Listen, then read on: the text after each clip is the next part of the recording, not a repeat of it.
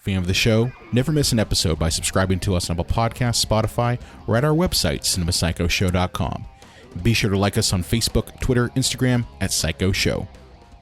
This week on episode 189, we've got an exclusive interview with filmmaker, actor, and sometime Spider-Man, Steve Rudzinski of Silver Spotlight Films. He'll be talking to us about cat films, Steve Buster, and of course, the sequel to his killer unicorn opus, Carousel II.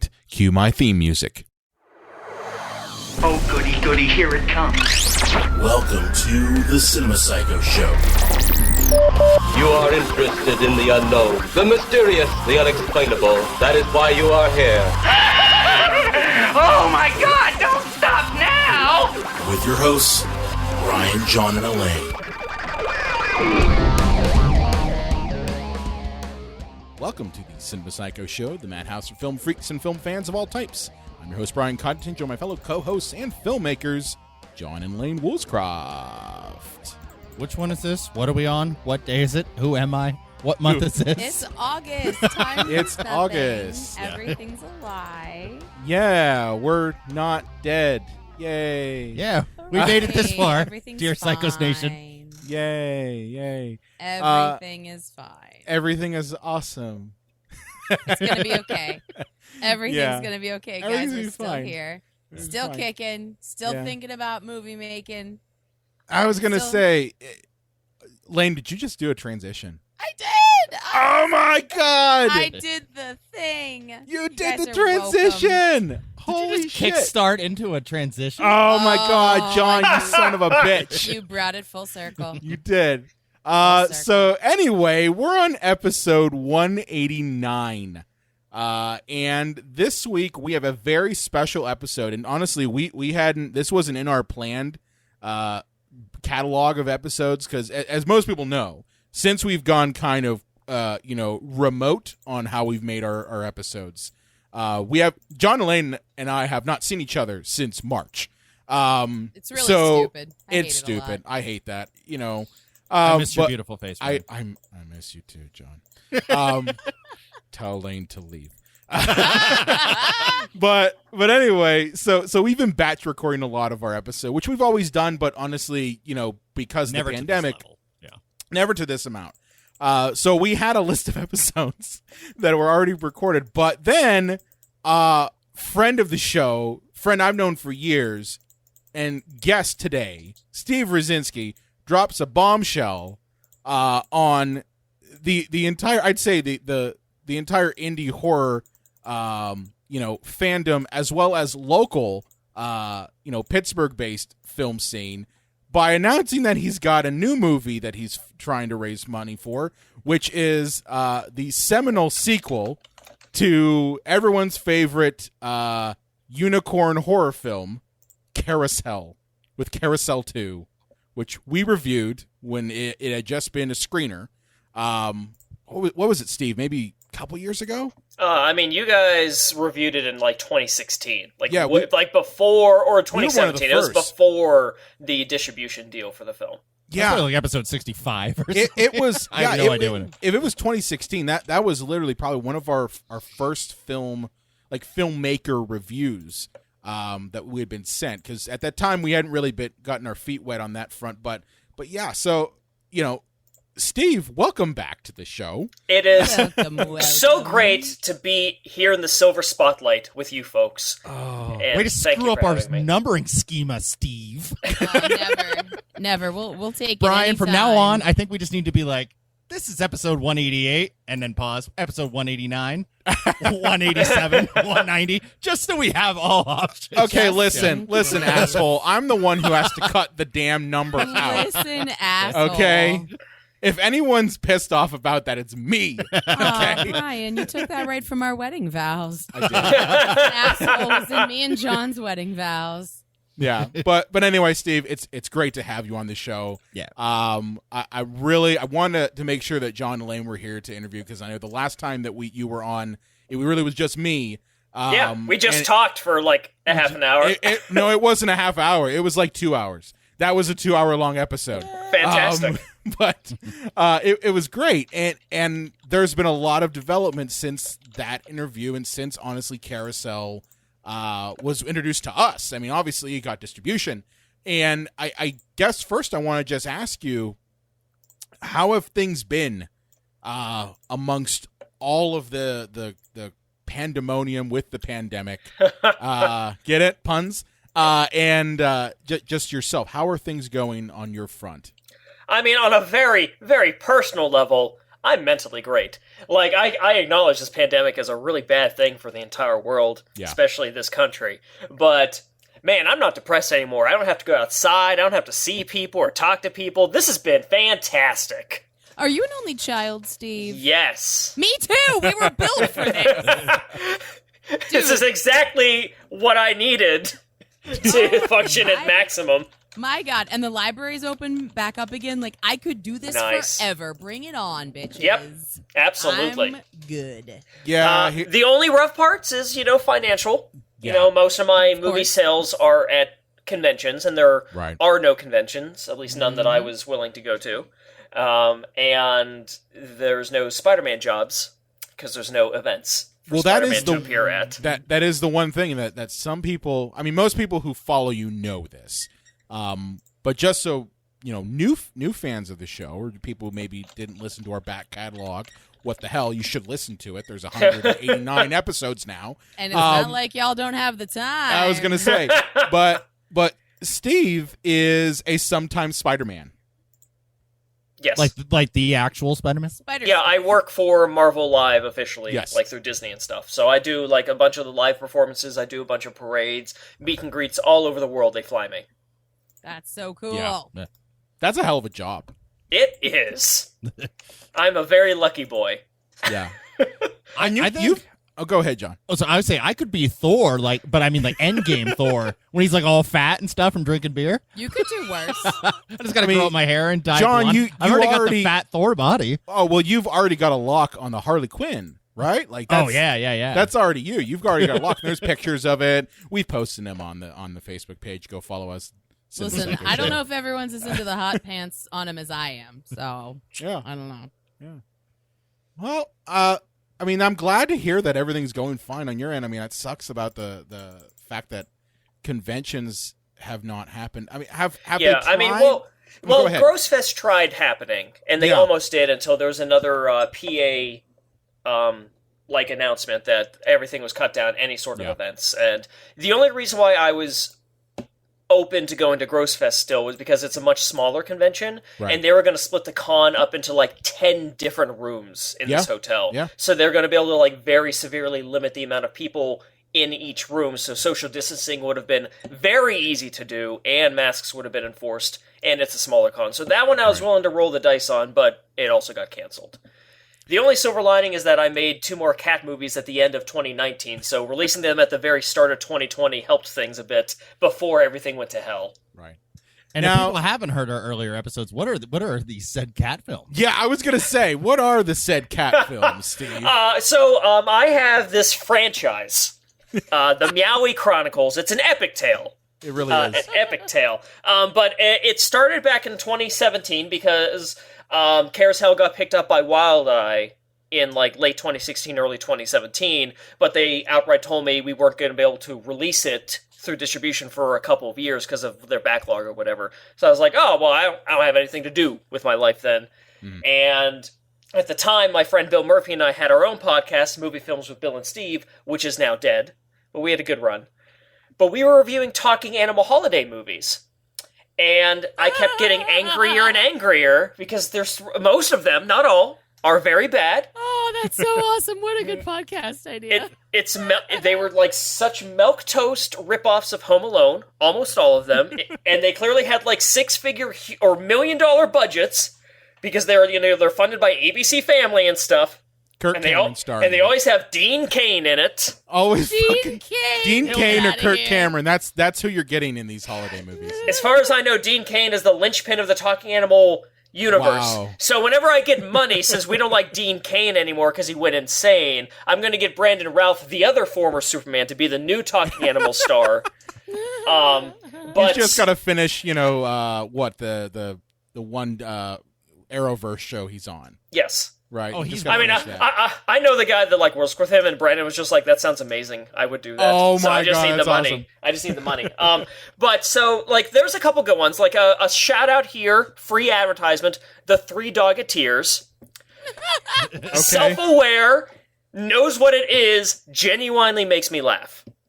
Wow. But like the straw that broke the camel's back was this fucking ABC Family cinematic dog talking universe that starts with The Dog Who Saved Christmas. Oh my God. It is the most generic Home Alone ripoff, and it's so painful, and it's so bad, and it's just like, you have all this money and all this talent and all these resources, and you couldn't do anything with it. So I said, hey, Bill, fuck it, I have a cat and $500. I'm gonna make a talking cat movie. And then I was like, well, maybe I won't. And then I found out there's no movie called A Meowie Christmas. I'm like, boom, doing it right now! No questions, this is happening.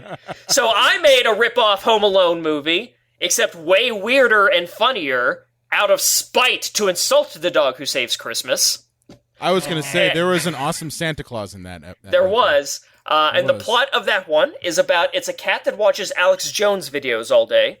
Oh. So she thinks that lizard aliens have kidnapped Santa Claus, and these two burglars breaking into the house must be lizard aliens because she knows the truth. Whoa. Yeah. I like where that went. That got real weird real quick. Oh, yeah, it did! So I did does. that just for... That one I honestly did for fun. There's not many things that I do for fun, but that one was for fun, and it blew up. Kids loved it, adults loved it, people cared about it, it was making money on Prime, and that's hard to do. I got to ask you a question, Steve. Yes. So, when I said the awesome Santa Claus, I mean, that was me.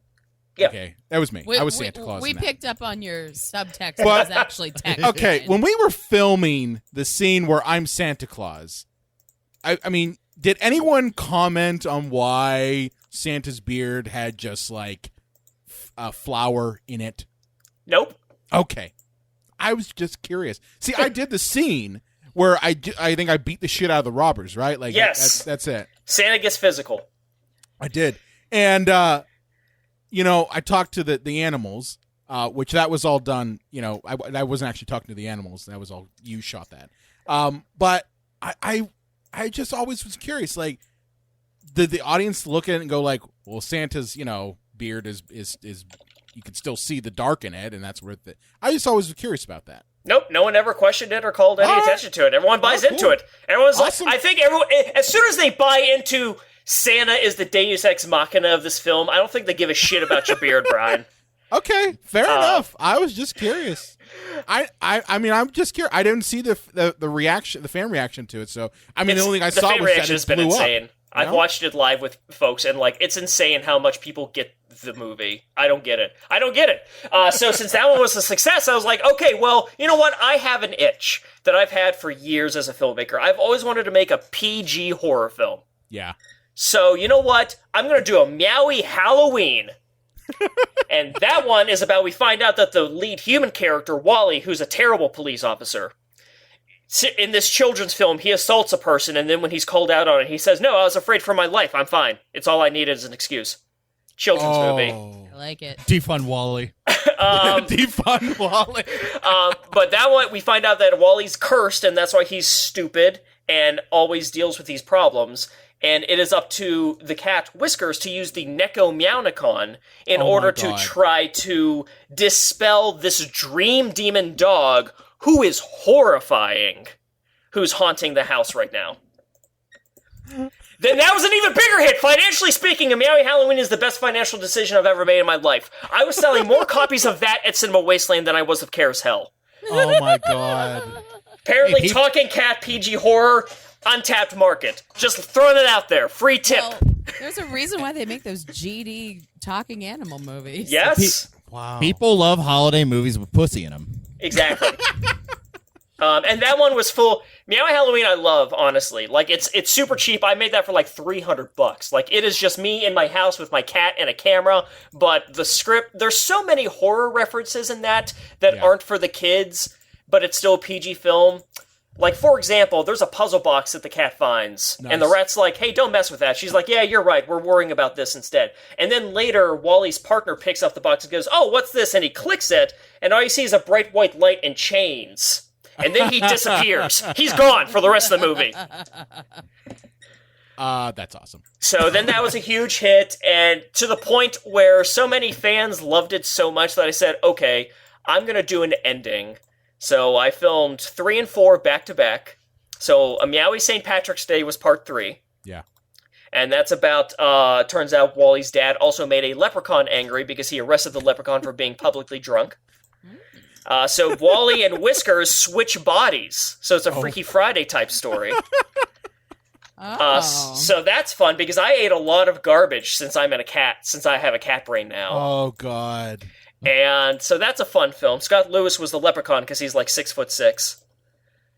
Yeah. Makes sense. Yeah. It makes sense. Being short is just a stereotype. Also, leprechauns speak in haiku. Of course. Oh, everybody knows that. Like you do. Yes. And 3's fun, and this is a spoiler, but whatever. We're talking about other movies. The ending of 3 is basically the ending of the theatrical Army of Darkness, where Wally is flung into the future and trapped in the future, where it's a post-apocalyptic future where lizard aliens have taken over the world, because it turns out Alex Jones was right about one thing. Oh, my God. So then part 4, A Meowie Christmas Vacation, is my parody of just summer blockbuster ending movies. Yeah. If you watch the trailer, it's literally just a parody of the Rise of Skywalker trailer. Which and it parody, that itself is a parody. Yeah. It's takes place in 2050, where Wally is now trying to find his way back in time, and Whiskers is in present day trying to figure out a way to get Wally back into the present day, and Wally was going to try to prevent the world from ending. Oh, my God. Oh. And that's where A Meowie Christmas, A Cat Stops Two Burglars turned into. It's literally me beating up an alien monster in a wrestling ring in a legitimate 5-minute long wrestling match because I'm insane. Wow. So these are all on Prime, right? Excellent. Or no, they're not. They're on your own service. Yes, I would say because A Meowie Christmas just got killed by Prime. It got purged. Are you serious? Yep. Also, Meowie Halloween got purged by Prime, but when I submitted it through Film Hub, it got back onto Prime. Fuck you, those Bezos. Sons of bitches. But yeah, I would say if you want to watch all of the Meowies for $2.99 for 1 month, subscribe to SteveBuster.com. Hey, there now, you go. I did want to ask you about that. You know, that's something that I haven't seen a lot of indie filmmakers go the route of. You know, you mentioned that Meowie Christmas got knocked off of Prime. Was that the primary reason why you created Steve Buster? And yeah, honestly. Have you had any issues with getting traction on that? You know, I think one of the things that a lot of indie filmmakers think of is like, well, if I'm not on Netflix, I'm not on Prime, no one's going to see my movie. You know, you're kind of going the opposite direction, being like, I'm going to create the location. People who love my movies will come. You know, what kind of has been the reaction to Steve Buster? Tepid. I'm not going to lie. I'm not going to upsell it. But not a failure. Okay. It has not been a failure. I have never had, like, a ton of subscribers at once. I've always been, honestly, under 10. Yeah. But it hasn't been, like, the same people for the past year. It's been going, like, some people drop, new people show up, some people drop, new people show up. It's always stayed between, like, 5 and 8. Did you use, like, Patreon or YouTube to kind of set it up? You see, I was thinking about doing it through Patreon, but then I heard about Patreon was introducing, like, a lot of new, like, tax stuff, which other creators weren't a fan of and were actually leaving the service over. Oh, okay. And also, like, with Patreon, I wasn't sure of, like, the setup. Like, how do I post the videos to the Patreon? Was there, like, a grid gallery page, or do I have to send people links? And I wasn't clear on that, which is on me. So then I looked at OnlyFans. Oh, the porn one. Yes. I mean, okay.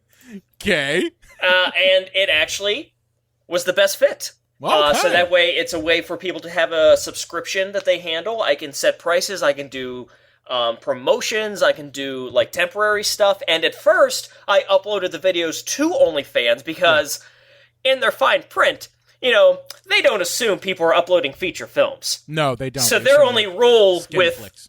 Their only rule with, like, video was like, yeah, just make sure it's under 5 gigabytes. And I'm like, yeah, I can do that. Yeah, I was going to say an MP4 of your movie is definitely going to be under 5 gigabytes. Exactly. So it's just like I at first was hosting everything on OnlyFans as just a way of, like DCM stuff, like protection. But then I was just like, you know what? This is kind of a pain in the ass because OnlyFans is kind of a garbage website. Just speaking from a design standpoint. Yeah. And, like, you can't watch it on your TV. Okay, So now I shifted everything to unlisted YouTube links so you can save them even after you unsubscribe. Oh. But the portal is through OnlyFans, right? Yes. Okay. So basically, I like say like, hey, subscribe for like a couple of months, save what you want to save, and then leave if you want. But, please do the initial subscription. That'd be nice. Well, Brian, OnlyFans, it's not a good fit at first, but the more you relax, it becomes a great fit. Of course it is, and it always helps. Sometimes you got to like lube up the fit to get it to work. But yeah, the motivation was the fact that Prime kept on purging stuff, and then Prime kept on like cutting how much they were paying people. I went from. I'll use the Meowie movies for an example. When a Meowie Halloween came out in 2018, and granted, a Meowie Halloween is more marketable than a Meowie St. Patrick's Day. I know that. Because if you type in the words Halloween included with Prime, it's like one of 6 movies. Right. But when a Meowie Halloween came out on Prime in 2018, for that month, it made like $600 in only streaming. Wow. A Meowie St. Patrick's Day made $5. Because that's how much they cut how they pay out to indies. So seeing like the consistent cuts, and movies just getting deleted, I was like, I need another viable streaming option. Right. Because Prime is gone. Like, I won't completely get rid of Prime, and I'll try to toss my movies on there temporarily for some marketing. Right. But it's not a viable option anymore. So that's what made me go, well, can I start my own? And that's when maybe look into OnlyFans, Patreon, yada yada. Decided on OnlyFans, gave it a catchy name, Steve Buster. I made myself the fucking figurehead because more people know Steve Rudzinski than Silver Spotlight Films, so fuck it. Right. And, I've made more money with Steve Buster every month than I've been making on Prime, for the past year. So, again, it's not some huge roaring success where I'm, telling everyone to run and do the same thing, but it's absolutely enough of a success where I've been doing it for a year and will continue to do it. Well, I think honestly, Steve, I think for filmmakers like yourself, and I've seen another filmmaker we've had on, Len Kabaczynski. He has his own similar type of service. I think he's actually using Patreon. Mm-hmm.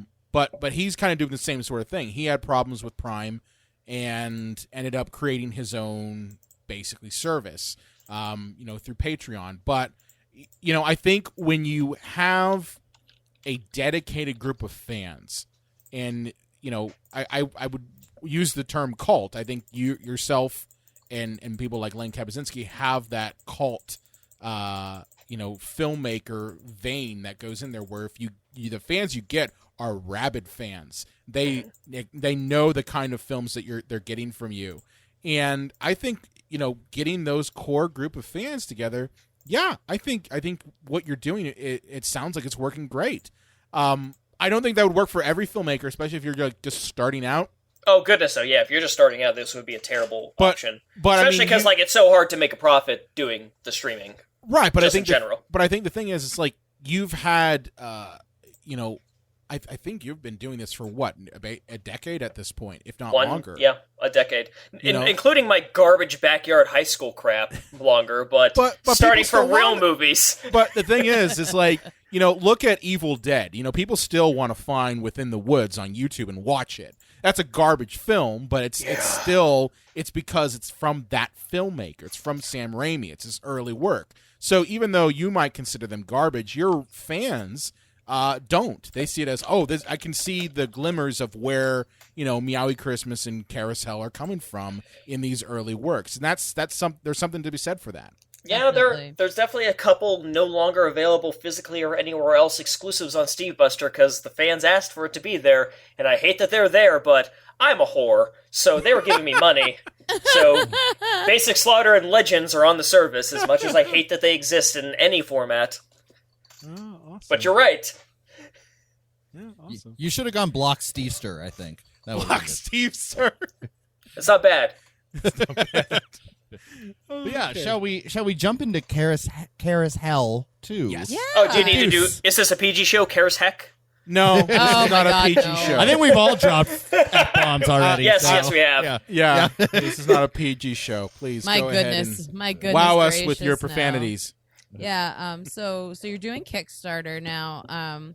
I checked out your campaign and everything. Now, what is what's your biggest concern with this campaign? What is the challenge with trying to raise? I mean, you're trying to raise $10,000. It looks like. Yes. So tell me what that's like, and tell me what body parts are clenched as you await the final verdict. I mean, yeah. So obviously the butthole is super tight, not winking at all. Because, you're doing good though. I mean, you're over half, and you have time. So I mean, yeah, but I'm not optimistic with this stuff because that's the thing. The first Carousel started with a Kickstarter to raise $15,000, and we got $1,000. So yeah, so like that was 1/15 of the way. Yeah, so that was a super failure, and because of that, my only successful Kickstarters and crowdfunding campaigns have been one Super Task Force, and that's because I was only trying to raise $1,000, and and the Blu-ray releases for the Meowie movies because it costs so much more to release stuff on Blu-ray. So I was like, hey, you guys like the movie? If you want it in HD, pre-order it. If I get $500, I'll make the Blu-ray. and So that's those basically succeeded. a pre-order. I got Exactly. With this, the only concern, the only risk is not getting the money. Because we have the team. We're ready to go. We know what we're doing. We're going to kick this thing's ass if we get the money. The question is, will we get the money? And that's just what I'm not an optimist. So we have a really good start. We still have 15 days left. I think it ends on September 5th. That's my birthday. Oh, happy birthday. Thanks. Carousel the Second might be your gift. I think you have more time than that, though, Steve. When I was looking, it says you have 23 days to go, and you've made $6,400. I mean, that's good. I mean, for a lot of these Kickstarter things, I've seen way worse. Absolutely, but until we get to that success, I'm not counting it. Well, and two Kickstarter's all or nothing. So exactly. if you don't make, I mean, even if you're $1 short, they'll be like, "Fuck you." I mean, if we're $1 short, I'll put that in. Well, yeah, I mean, of course, but yeah, $9,000 goes to paying the unicorn again. But I mean, Kickstarter's all or nothing. So I mean, I can see how that would be a concern. But and that's one of the reasons why I went through Kickstarter because I don't want to go through Indiegogo and it'd be like, yeah, we're trying to get $10,000. But if we get less than that, we might still do something because I don't want to do that. I already very specifically wrote Carousel the Second to have half of the budget of Carousel 1. Just specifically to make sure that we had a more realistic budgetary goal for a Kickstarter. But it really comes down to we cut down the budget so much. All you folks say that you want this movie. This is the most realistic way we can do it. So here we go. So speaking of that, go ahead. Go ahead. I'm Lane. sorry. I'm no. Go ahead. I'm all in. As always, folks, we are not in the same rooms. That's why we keep interrupting each other. I apologize. It's cool. So speaking of the budget and whatnot, Steve, where do you think you'll be spending the most money should you get it? A good 20% of I don't know about 20%. I don't know about the exact percentage, but the biggest chunk of the money is definitely going into the Robbie Duke's son prop. Oh, okay. Interesting. Can I ask why? Just for just because we want it to be a very detailed puppet. It's going to be a puppet. It's going to be like a hand puppet with arm sticks that we're going to be able to move. It's going to be 3 feet tall or something like that. Cool. I don't know the exact size, but it's going to be a sizable puppet with a lot of details, with a lot of cuteness. I outright pitched to Cody Rook, who's back on board, baby, to do the effects. I want this to be the baby Yoda of baby unicorns. What? So it's going to be cute? Oh yeah, it's going to be super cute. I love unicorns. That's awesome. Oh, sweet. Awesome. Oh, that's cool. That's really cool. Can we just get a very quick synopsis of Carousel 1 in case you're just tuning in here, you don't know anything about synopsis of Carousel 1? Yeah. You said? Okay, sure. So people Carousel, know who we're talking about when we're mentioning characters. Sure. Carousel 1 is about a carousel unicorn named Duke who gets abused really badly by a bratty piece of shit child named Lunchbox. So Duke breaks off of the carousel ride to hunt the kid down on a quest for revenge and murders anyone in his way. Along the way, he battles Cowboy Cool, who is the park mascot, consistently calling him a Nazi stallion for reasons unknown. And for some reason, Joe the Pizza Guy is everyone's standout, and I don't know why, and I hate that. It's you. It's just because it's you. So fun. Oh, that's awesome. And everyone dies. Spoilers, Duke gets his revenge, since we're talking about part 2. But if you want to watch part 1 and you haven't seen it and you want to roll the dice and not give me any money, I understand. That is on Tubi TV and Prime Video streaming free. However, the full sex scene that Duke has with a gorgeous woman is cut. Oh, those sons of bitches. So if you want the sex scene, you're going to have to either buy a copy or subscribe to stevebuster.com for just $2.99 a month. So I got to ask you. Oh, go ahead, John. So they could check out the first film, and if it's your cup of tea, maybe you could donate to the Kickstarter. That'd be super swell, yeah. So I mean, there's proof of concept, and see if it's your thing or not, and whether you want to throw a couple of bucks that way. Now I did want to ask you, Steve. When Carousel came out, we covered it. It got publicity up to wazoo, at least from what I saw. Just because the concept of a killer unicorn movie had really never been done before.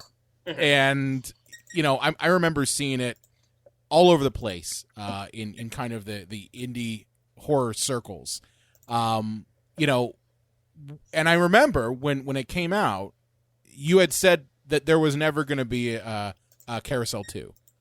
And I remember seeing people say, hey, when's Carousel 2 going to come? When's Carousel 2 going to come? And I always saw comments from you saying, it's not coming. What has changed between then and now to even, broach the subject of a sequel? What changed is just Ben Deedles of BPO Films is the one that planted the seed.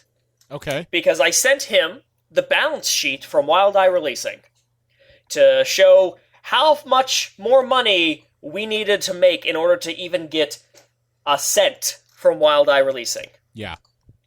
Because that's the thing. Carousel 2 wasn't coming because Carousel 1 is still in the red. Yeah. Like, when we released it ourselves, when we did the soft release, we definitely made a few grand. We had a nice start. Wild Eye picked it up, but we still, because of what Wild Eye charges for art, first run stuff, VOD art, new trailer, stuff like that, we still owe Wild Eye, like, thousands in sales before we start seeing any money. Right. So we need to make thousands more before we start getting money from Wild Eye, and then we still need to make, like, $15,000 more on top of that before we can say, okay, we broke even. Right. Financially speaking, you can't make a sequel with that. So even though the fans are great. We have a ton of fans that love Carousel. Carousel has blown up, like you said, Brian, online. We made it onto like a bunch of top lists. Even in 2019, when we had the new distribution deal, we had podcasts saying, like, this is the best horror of the year.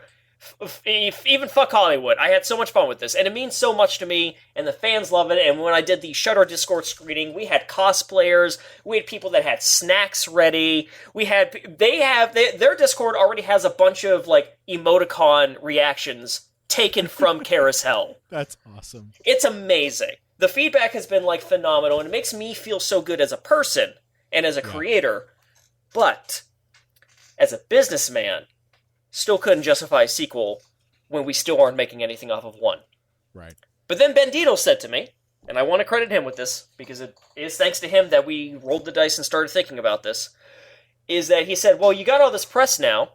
Wild Eye gave it the big wide release. All these people keep on fucking saying they want a sequel. Fuck it, toss up a Kickstarter and make those fuckers saying they want a sequel pay for it. Yeah? And I said, yeah, you know what? Fuck it! But then this question still was, well, what's the story we want to tell? Because I did not, a very hard line in the sand. I'm a weird guy. Horror is my favorite genre, but I don't want samey sequels. Right. It would have been so easy to throw Duke in another house with another guy that he wants to kill for revenge, and just make that Carousel 2. Boom. Didn't want to do that. So Aline Isley and I, we were like, what's this plot? And Aline was the one that was pushing this at first.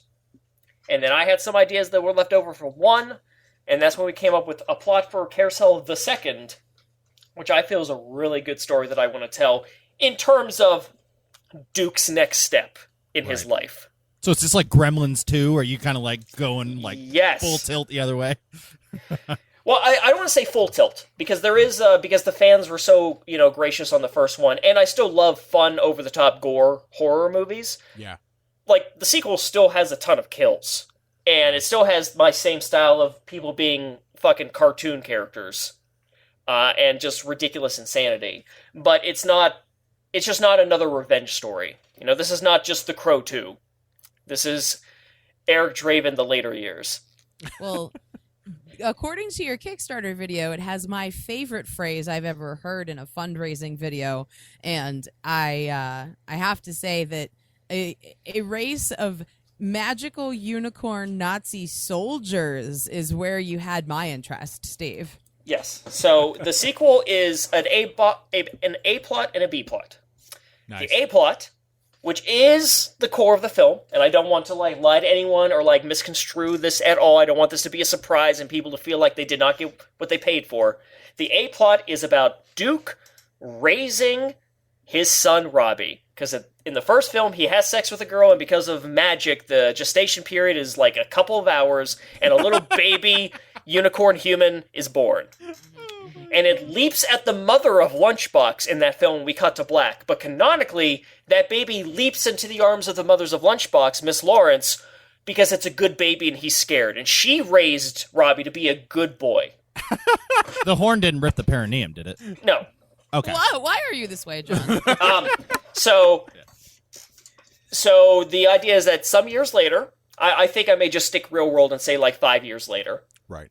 Miss Lawrence realizes that Duke has a cheaper account, and she cheaps at him hey, you have a son. And he's like, wait, what? And so he's meeting his son for the first time and learning what it is to be a father.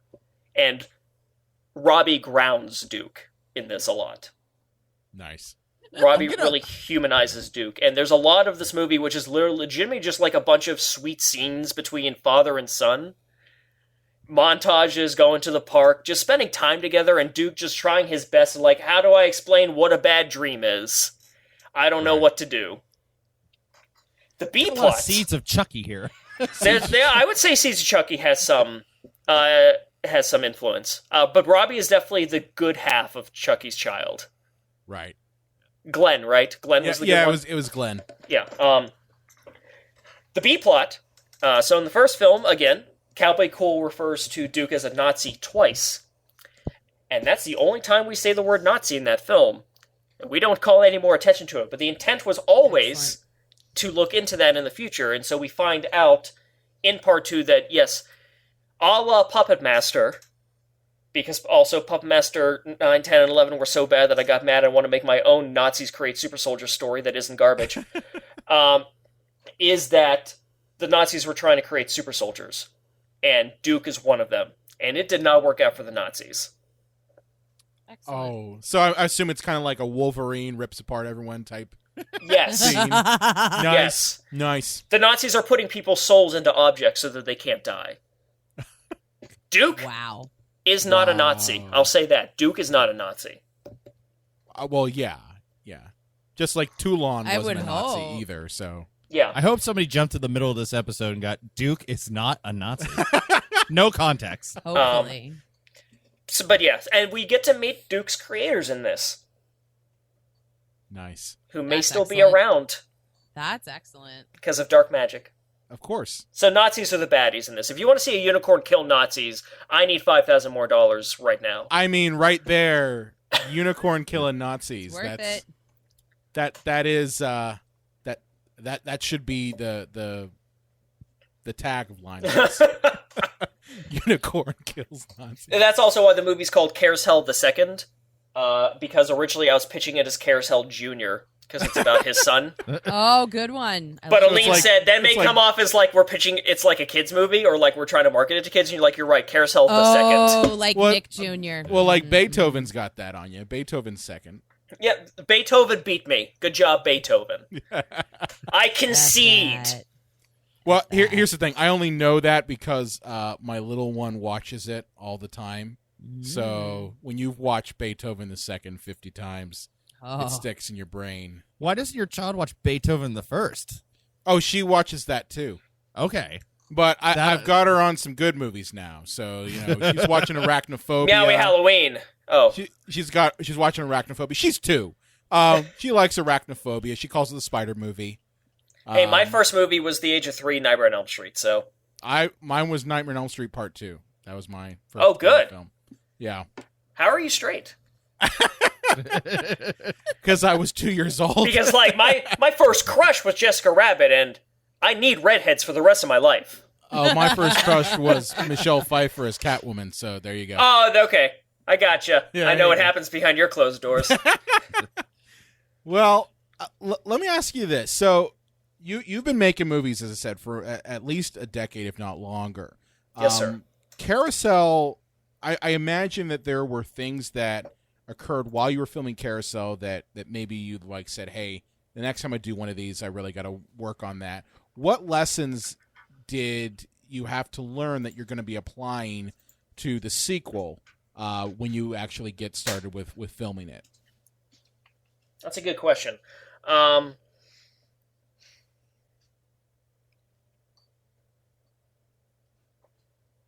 didn't mean to stump you.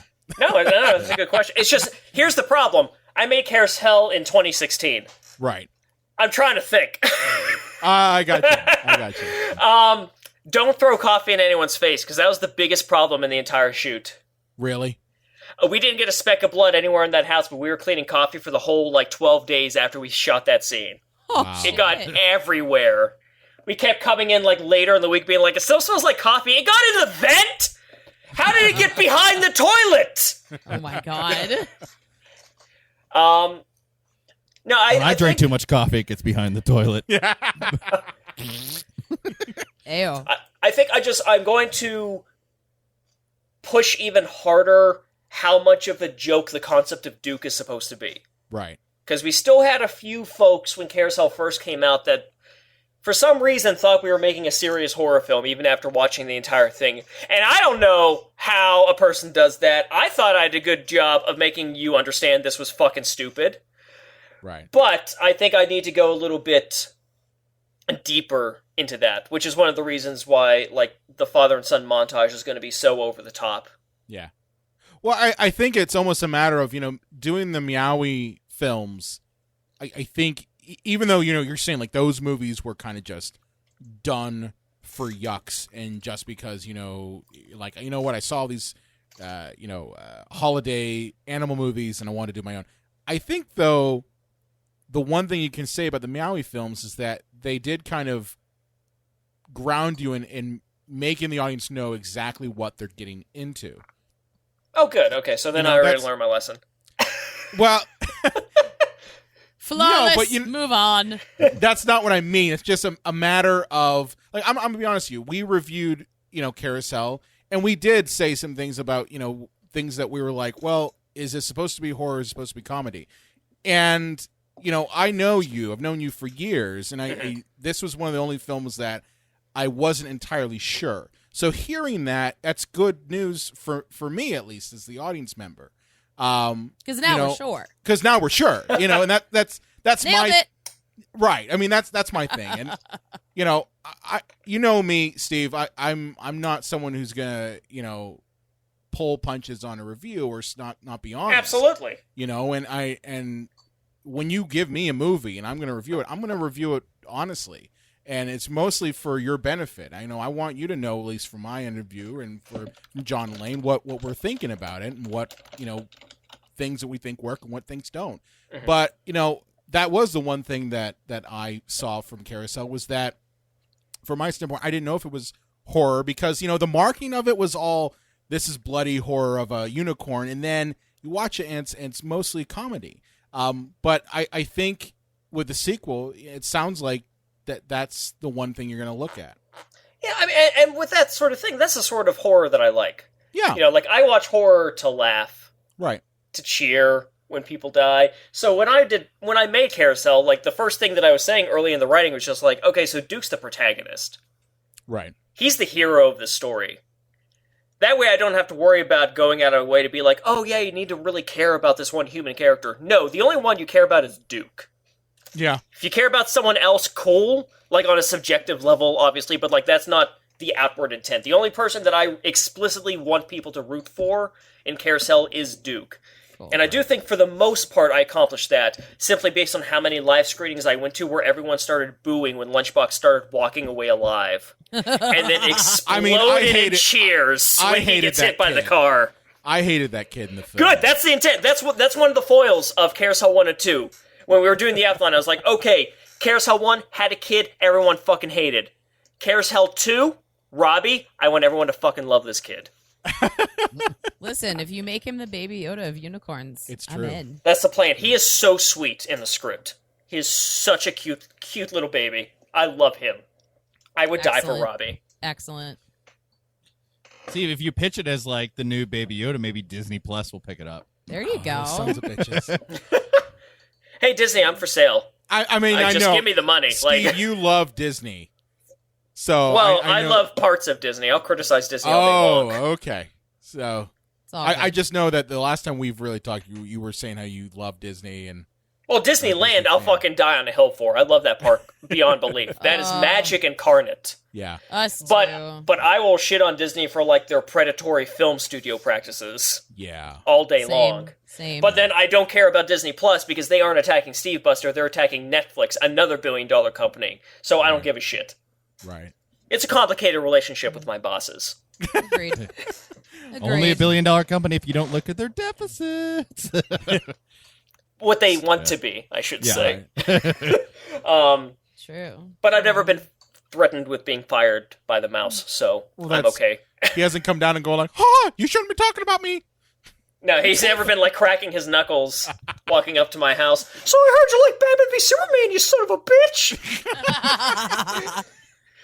So cool. We're gonna have a problem.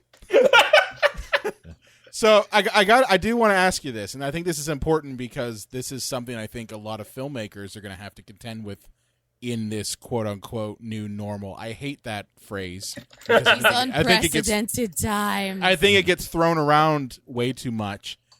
So let's say you get the 15 grand to make Carousel the second. With COVID being the bane of our existence right now, what does your approach to filming Carousel the second look like amongst all of this and keeping people safe and that all of that's now becoming almost more to the forefront than it was before, which it's sad that safety wasn't really an issue. What was an issue back then, but I think now it's well, it become used to more not of be an issue. dangerous breathing near each other. That's you know? true. You could go to craft services and not die. It was all good. Man, masks are great. I don't know how I let any of you motherfuckers breathe in my direction before. This is great. Yeah. I'll tell you what, I haven't had a cold since March. Right? Actually get I one know, in the summer, I know. So that's a great question, and honestly, that's something I care about because I've been screaming into the void since February about how serious this virus is. Yeah. Brian, I'm sure you've seen my post just losing my fucking mind. I've been screaming into the void since around that time too because I saw it in China, and I'm like, the airplanes, they go to China, they come back here. What do you think happens? This is gonna be real bad. Yeah. So I've been taking this virus extremely seriously. I've not been doing anything with my time. Very dangerous. So part of what we have planned is that we are aiming to start shooting in April of 2021. Okay. With a glimmer of hope that maybe it won't be as big of a problem. It's still going to be around. Yeah. No but doubt. hopefully it won't be as like on edge of the seat, thousands a day levels of problem. Wouldn't that be amazing? That would be super great. super nice. Fingers a and couple toes hundred crossed. by then. The other thing is that half of the reason why I wrote the script the way I did was obviously, like I said, to cut the budget in half. So we have a lot less characters. We still have a lot of kills, and I went a little deeper with a couple of the kills to make up for the lower number of them. But the other part of that was I was writing this, Alina Isley and I were writing this like in March, April. So like COVID was hitting us. So we wrote the script to have like the fewest number of people on screen at a time as possible. So the plan as of now is simply the case of like, don't have any symptoms, don't have a fever, everyone wear masks all the time, everyone stay away from each other, except in the very specific stance of when you are acting on screen, take off your mask and you can speak normally. But then when we're done, put the mask back on. Makes sense. I imagine that the Pittsburgh Film Office and even the city's film office will have some sort of guidelines for doing films by then. Hopefully. that's in place, because I know that our mutual friend who plays the cowboy in your film. Yes, PJ. PJ is someone who's kind of really dived into the on-set safety side, just as a professional in his own right. And I imagine that getting those types of crew members and those types of actors in play is going to be important, almost kind of like an education process before you even get to the set. And as I said, I hope that there's guidelines about how to conduct that even for indie films, because I think a lot of times these kind of guidelines get pushed to the big budget films that come into town and that sort of thing, and the little guys gonna just get nothing. The officers are kind of useless for us. Yeah. Just like the film tax credit is kind of useless. Yes. For us. But that's good to hear that even on the indie level, safety is important, because I think that is something that really has to be pushed hard for indie filmmakers who are trying to go out and make their movies amongst an uncertain time. I think that's something to think about, is not just what camera you're going to use, what lighting you're going to use, what actor you're going to get, how to keep people safe. How to keep people safe. That honestly should be the case. And to me, that's important, but the risk is still going to be there. Even if the actor only takes off their mask for the takes of them filming, that can still pass COVID right there. But at the same time, COVID's a problem. I care about COVID. I care about keeping people safe. But at the same time, this is not going away until 2022. And, we can't not do anything until then. Yeah. And don't get me wrong, that's not me shouting to the sky to reopen Disneyland, because I don't believe that is the case. But in terms of something like this, like a small set, it's that give and take. How much risk is worth it? And hopefully, again, by April, it isn't as insane. But on this level, with this few number of people that will stay together during this shoot and then part ways, I think we can make things as safe as possible, given current events. And that's all I can do, and that's all I can hope to do and try to do. Right. That's really cool. It's at the forefront of your mind, though, that you've already thought of it, and that was the first thing I thought of. Stuff in mind, that's really cool, man. Thank you. Awesome. So I'll make some Carousel 2 official masks for everyone to wear on set.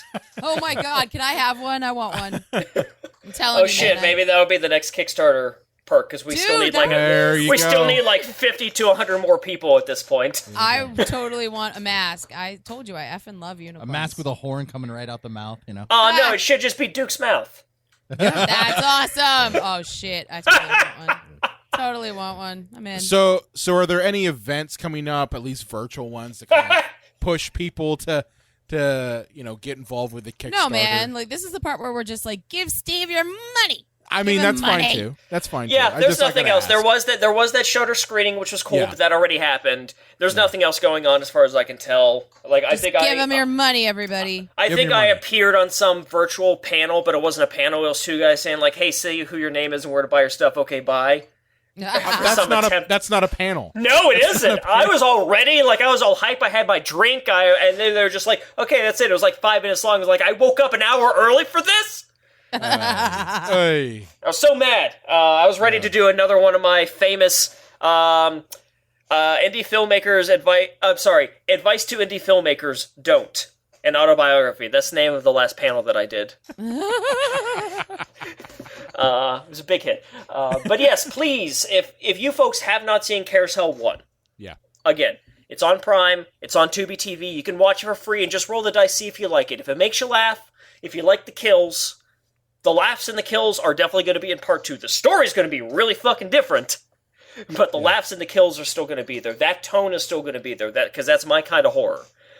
So if you like Carousel 1, please head over to the Kickstarter. You can search Carousel 2 Kickstarter. You can go to carousel.com, and it should take you straight to the Kickstarter.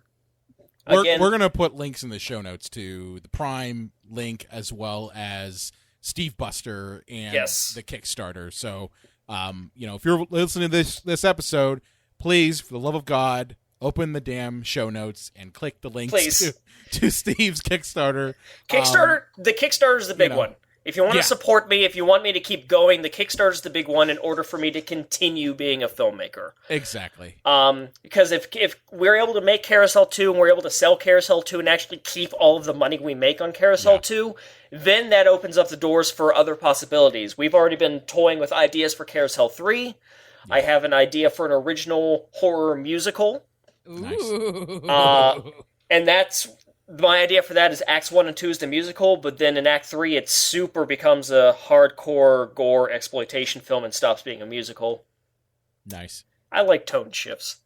But if you want to check out my older stuff as well, while I'm here being a worker, working myself, being the carny, head over to silverspotlightfilms.com. That's where you can find all of my trailers, all of my physical media. But, as Brian has said several times, I've been doing this for 10 years. I got a lot of movies, so I get it if you don't want to buy 11 DVDs. So head over to stevebuster.com. $2.99 a month. You access my entire film library in the past 10 years, plus some stuff that's older, plus some exclusives that are only on the service, plus all of the bonus features from all of the physical releases of the movies. And you can keep them after you unsubscribe. You know what's nice about this, Steve? Is that you're like the anti-Neil Breen. Whereas Neil Breen... Brian, we're all the anti-Neil Breen. No, but no. I'm sorry. I'm listening to you talk about the availability of your movies, being able to get eyeballs on them. Oh, I and see not what you're saying. like pound people in the ass for money Ouch. to get the movies. Whereas you've got an asshole like Neil Breen. No, I'm going to call him an asshole. He's an asshole. So much ass referencing. Who honestly has made it incredibly difficult to get his damn movies. He makes a wall fucking garden to get his goddamn movies. You guys are the ones that want to keep watching that trash. Oh my god. But It's like listen, you guys hate me. listen, we have to watch it because metrics tell us we have to watch it. Because anytime We have an obligation. Anytime we mention fucking Neil Breen, we get a bunch of downloads, so that's why we have to watch it. I don't want to watch it. Hey, I understand metrics, man. That's why I made 4 cat movies instead of 1. I know, right? I mean, all I have to do is literally just hashtag Neil Breen, and I get a bunch of likes on it. Listen, yeah, y'all, it's just hard not to take that shit personally. I'm just okay? saying, It hurts me. to hear a filmmaker say, listen, you can, subscribe to basically my video on demand service for $2.99. You can watch my movies, download them if you want to. I don't care, and just enjoy them. To hear that and then contrast it with that asshole Neil Breen, it's like a breath of fresh air. Honestly, It is I'm being lovely. honest with you. It is lovely.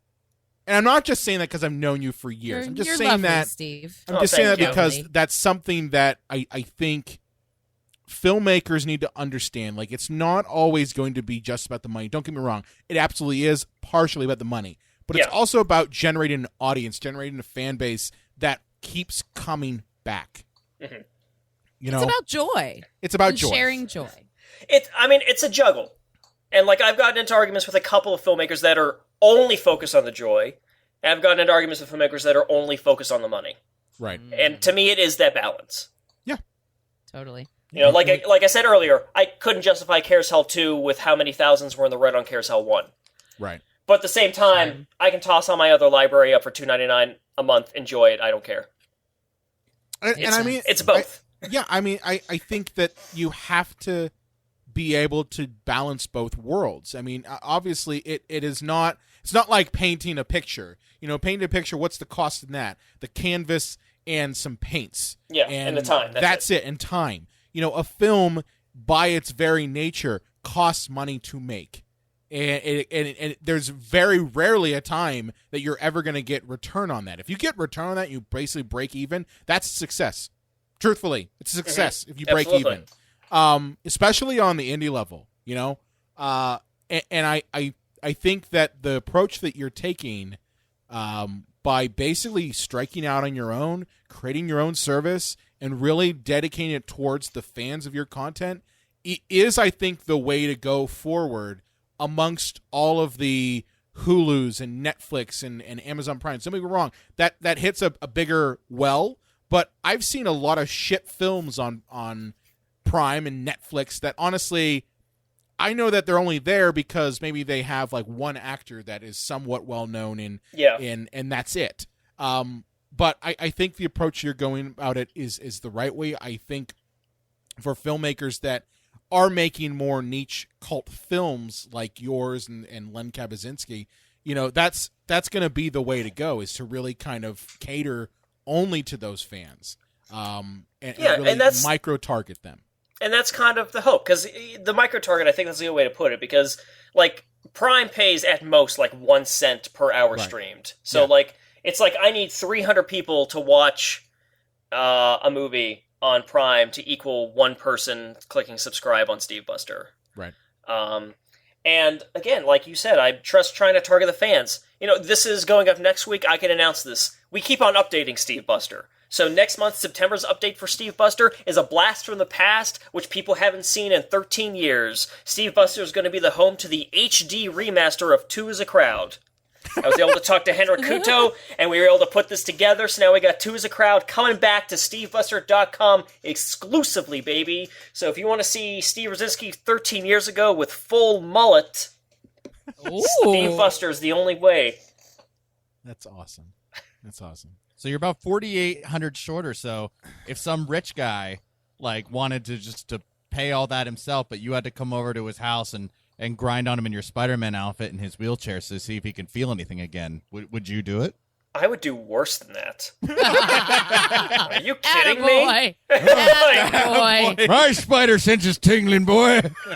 Morally bereft. Excellent. Get an STD test. Is it negative? All right, bareback me, daddy. Let's do this. Woo! So if you're a rich, creepy old man and you want to butt fuck Spider-Man, wow, it only costs $4,800. Wow. I have a feeling that they'd want to cosplay as J. Jonah Jameson. Come here, Parker. Watch. Come here, Parker. I'd watch. All right, well, guys, What a note to end on. Steve, it it is. was lovely being here with you. Well, thank you so much for having me. This was a great talk. I'm glad I was able to talk about the insane cat movies and to deep dive a little bit more into Carousel 1 and 2 with you folks. Definitely. I'm really glad we had a chance to chat about everything. And like I said, I was really excited for you. I thought that the Kickstarter was in a good place. I hope it continues to do well. Same here. And all of you listeners, go check it out. I want to see that baby GD unicorn. Yes. So, Steve, can you give a quick just recap of where people can find your films, where people can get the Kickstarter, just kind of to leave it on? Number one, most important, Kickstarter for Carousel the Second, carousel.com. We're a little ways away, still got a hill to climb. Every little bit counts. Pre-order a Blu-ray, get a special thanks. Pre-order the hand-numbered screenplay book of both of the screenplays in one. We might have some perks that open up when we actually reach our goal, but I don't want to reveal that because I'm a pessimist, and I don't believe that'll happen. Fair. You can check out my physical stuff in my entire library, silverspotlightfilms.com. Facebook.com/SilverSpotlightFilms for a lot of my updates, and sometimes I post really cynical memes about filmmaking there. And of course, if you want to check out my entire library, but you don't want to buy a bunch of physical media, which I get, SteveBuster.com, $2.99 a month for all of my movies, a bunch of exclusives, a bunch of bonus features, and they are unlisted YouTube links, so you can save them to your profile, watch them on your TV, and just keep them when you unsubscribe. Woo. Just please don't post them. Yeah, don't be a dick. That'd be shitty. Don't be a dick like That'd that. be so shitty. It hasn't happened yet, but I know a couple filmmakers where they've sent out $5 screeners to fans and immediately they get posted elsewhere. I'm like, oh, come on. That's crap. You got to put that watermark in there, Yeah, it just should be a giant fuck you watermark in the corner. It'd be like, I know it was you, Jimmy. Steve, it's been a pleasure having you on. We got to get you on again sometime. Either when Carousel the Second comes out, or even just as a guest to kind of review one of our some of the movies coming up. Yeah, I wouldn't mind that at all. I would love to partake in that. Because you're definitely on our wavelength. Our axis of evil. Our axis of evil, absolutely. John, where can they find you on the Twitter machine? wherever the wind blows, wherever you can capture a star, wherever you can hold onto your destiny, or the Unreal J Wolves. Lane. I'm so weird. You can find me at maybe getting a divorce. No, I'm just kidding. At LA_Croft. And you can find me at Brian Coddington. I also from the Psycho Show page. Be sure to like us on Facebook, Twitter, Instagram at Psycho Show. You can also find us on the Epicast Network at epicastnetwork.com. If you have a favorite movie or question you want to throw our way, or you too are Duke the Unicorn and you're upset because you are not on this show, and you should be, you can contact us at cinemapsychoshow.com. Be sure to subscribe to us on Apple Podcasts and iTunes, and we will see you next time. Does the porn care ass smell? I don't know. Oh my God. Epicast.